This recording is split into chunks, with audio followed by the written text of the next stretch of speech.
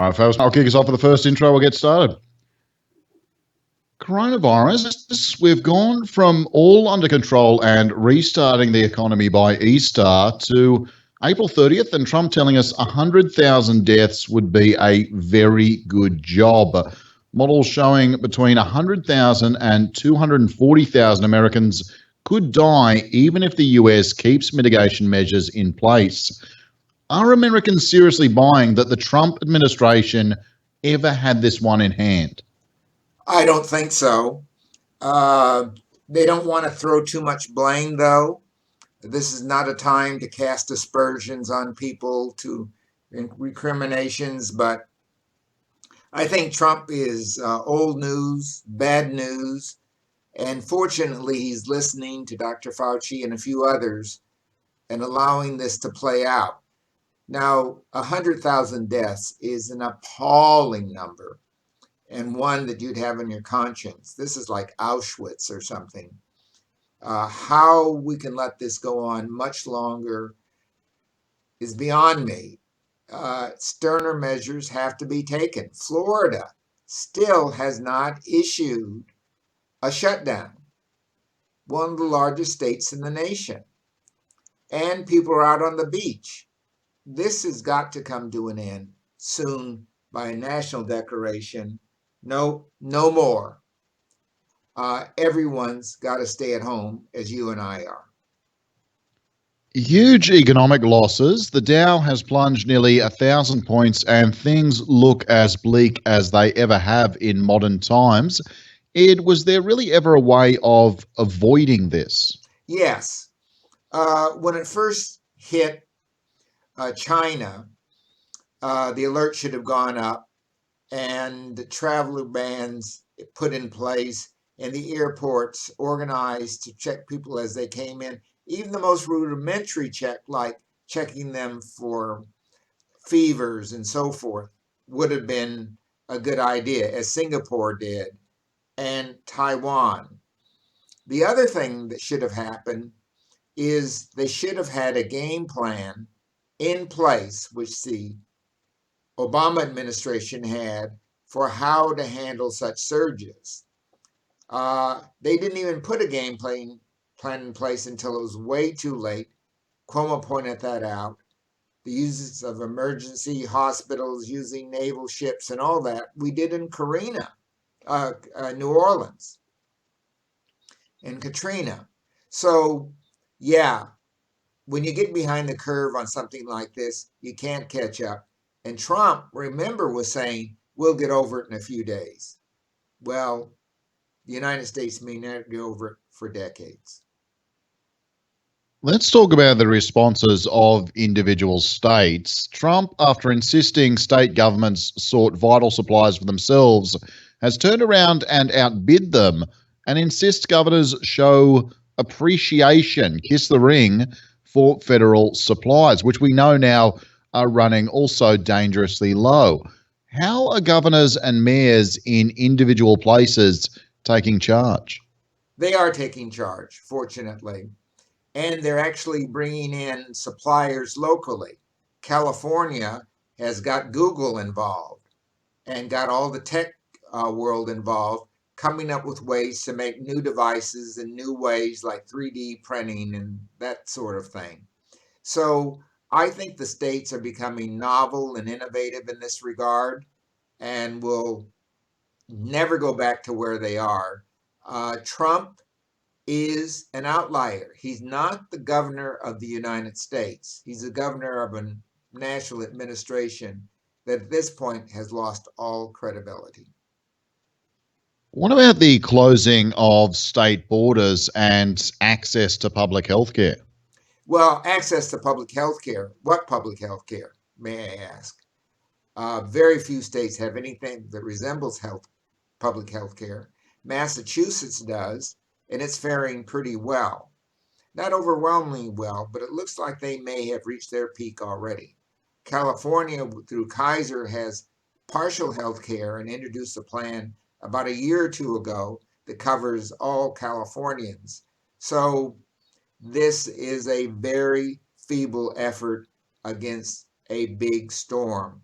the American economy will not recover. It'll have to be repositioned. As we've seen here in Australia, non essential surgeries and procedures are being deferred. Healthcare providers are struggling to adjust to the load of coronavirus cases and all that associated. But with this backlog, it's not going to return to normal after the crisis has passed. Are we going to see the changes made by states sticking after COVID-19 is dealt with? Yeah, for at least 2 years. And I think elective surgery and things like this, unless it's really important, has got to be abandoned. So if you want your nose job, you're going to have to wear that nose a few more years. Eyes will probably be done because eye operations like the one I had lead to blindness. So there'll be a triage here of the kind of operations you can get. And of course, in the United States, people are going to gouge. They're going to ask for as much as they can for these procedures. There is no government regulation on what people pay. So the rich will get richer and get better health care than the poor. Speaking of the rich getting richer, the Justice Department is looking into potential insider trading by at least one senator, Richard Burr from North Carolina. Although Burr isn't alone, other senators, it's also being reported, sold thousands of dollars worth of stock in the days before the market took a massive downturn. I don't think there's anything new in politicians benefiting from their position in this way, nothing unique. But then we are living in the presidential age of the grift. Oh my God. You misspoke. You said thousands. It was millions of dollars worth of stock. And they're attempting to make millions more on what you call short trading. That is trading when stocks are down and taking a profit from that and then banking that profit so you can come back into the market and buy even more shares when the market is down. This is criminal. And U.S. senators cannot be above the law. I'd love to see one of them go to jail, Democrat or Republican.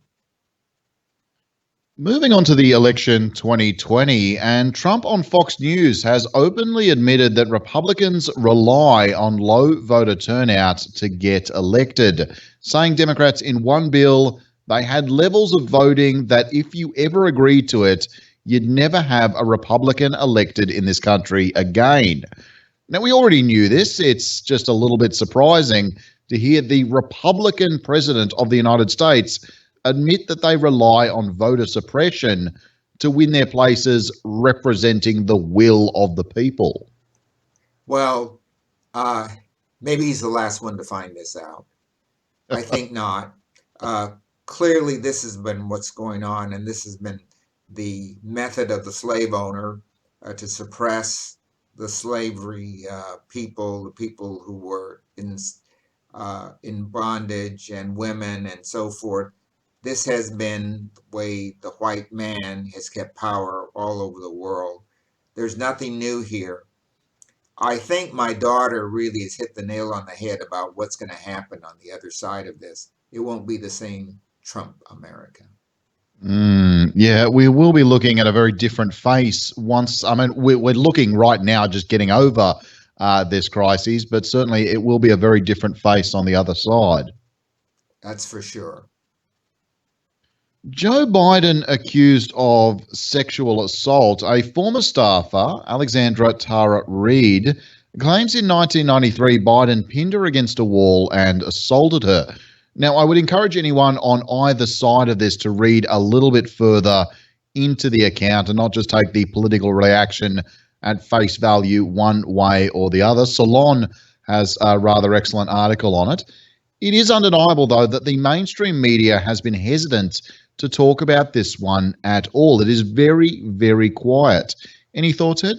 Well, look, what devil do you want? The devil that's there or the other devil who might be better? There's nobody perfect in the world. I don't excuse Joe Biden for any behavior he's had or any male or anyone else, including myself. But my gosh, at this point, we have to say, which of these devils do we want? And we have to measure them up and make a choice. My choice for Biden is not for Biden, but for the people he would bring with him into government. We know the president, the current president, has a leaking boat. It's going to sink on its own. Let's bring in some fresh faces. And I don't care if it's Biden that brings them in or Bernie, we got to get some new faces. Had this election or primaries taken place when New York reached the kind of difficulties it's in, Bernie would be the presidential candidate. And Reverend Joseph Lowery has died this week at the age of 98. Not a bad innings. The Dean of the Civil Rights Movement. His death actually comes only a week before the anniversary of the passing of Dr. Martin Luther King Jr., of whom he was an ally. Ed, any reflections on this one? Not really. He was more of a quiet leader, but an effective one. He was a trainer of trainers. He was the guy behind the scenes that told people how they should act, how they should behave, what the rules were, and led people into very difficult situations with good training so they survived it. A lot of good people have gone. He's another one. I guess as we were talking about a moment ago, looking at the new face of America, we're going to need some more new trainers to help us understand the rules in the coming months and years. That's right. Well, Ed, pleasure as always, mate. Thank you very much for joining us again this week. Oh, I'd just like to cover a couple of things my daughter said about what's coming. One of them is America is going to be changed profoundly with a national healthcare system using Medicare. It may not be as robust as the one we have here in Australia, but it will be much better. I think this is the end of the white man. White men led us into this, except for Mario Cuomo. They're showing a total lack of capacity to get us out of it. I would anticipate that there will be a bumper crop of women elected to office at every level across the country. The women who've been strong and courageous in their states, in their state houses, have done a pretty darn good job, particularly when you're looking at them against white males. The third thing is that socialism will not be a dirty word anymore. That the United States economy will be very much socialized, but it may be, as Trump has suggested, Americanized. America will start making a lot more things at home because nobody wants to face this again. And I think this is a message for Australia as well. Well, nobody can tell us the white man didn't have it coming. Ed, thanks very much, mate. Thank you, mate. More next week, but let's hope it's good news or better news. Just saw the recording there. Thanks very much, mate.